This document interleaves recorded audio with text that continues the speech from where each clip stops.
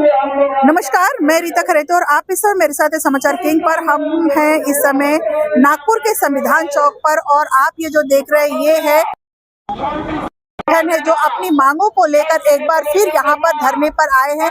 ये वो जगह है जहाँ से अपनी आवाज को सरकार तक पहुँचाने की कोशिश की जाती है, लेकिन सरकार तक कितनी पहुंचती है और सुविधाएं कितनी मिलती हैं, ये तो अब ये मजदूर वर्ग ही बताएगा हमको कि आज आप किन मांगों को लेकर आप यहाँ पर उपस्थित हैं।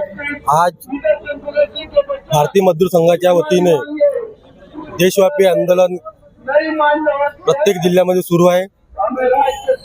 ज्या कंत्राटी कामगार संघांना 21,000 जे ESIC लागू होते, जवळजवळ काही कर्मचाऱ्यांचे पगार 21च्या जवळजवळ पोहोचलेले आहे। ते 21,000 ची सीमा बंद करून 42,000 सीमा करावी अशी या आंदोलनाच्या माध्यमातून विनंती है।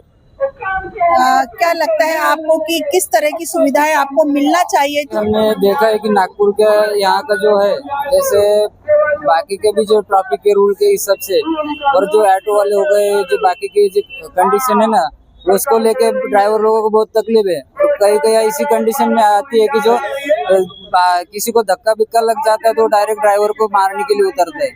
जैसे पिछले महीने में उधर हुआ था महादुला में, वो ड्राइवर को ऐसे मारा था कि वो मर जाता था। कुछ महिलाएं भी हमारे साथ में हैं। आप बताइए कि किन मांगों को लेकर आप यहाँ पे, किन असुविधाओं के भाव में आप अपना काम कर रहे हैं?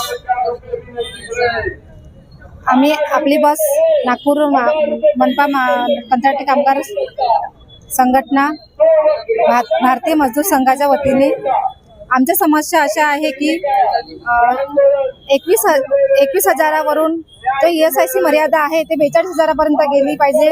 आणि आमच्या महिलांसाठी सुद्धा महिलांसाठी एक आम्हाला आमच्यासाठी एक वेगळं ऑफिस पाहिजे की आमच्या समस्या तिथं मांडता आल्या पाहिजे। आम्हाला आमच्या ज्या शौचालय सुविधा आहे, सुलभ शौचालय सुविधा आहे, त्या पूर्ण डेपोमध्ये पाहिजे आम्हाला। आणि आम्हाला आमच्या सुरक्षेसाठी जे रात्री 12 वाजेपर्यंत हाल्टिंग वगैरे असते ते आम्हाला 9:30-10 पर्यंत दिली पाहिजे। ये जैसे कि देखिए अभी आपने बताया कि शौचालय की सुविधा को डिपो में होना चाहिए। ये तो मौलिक सी सुविधाएं होती है जो लोगों तक पहुंचना चाहिए। जो महिलाओं की बड़ी बातें कही जाती है, जो मजदूर संघाचा आवाज दो, भारतीय मजदूर संघाचा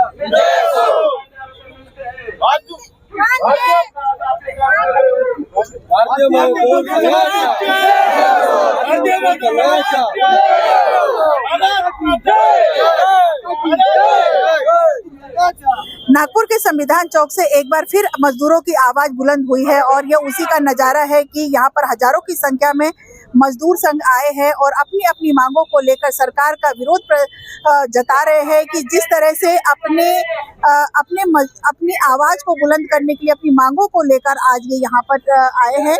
क्या कहना है आपका कि आप?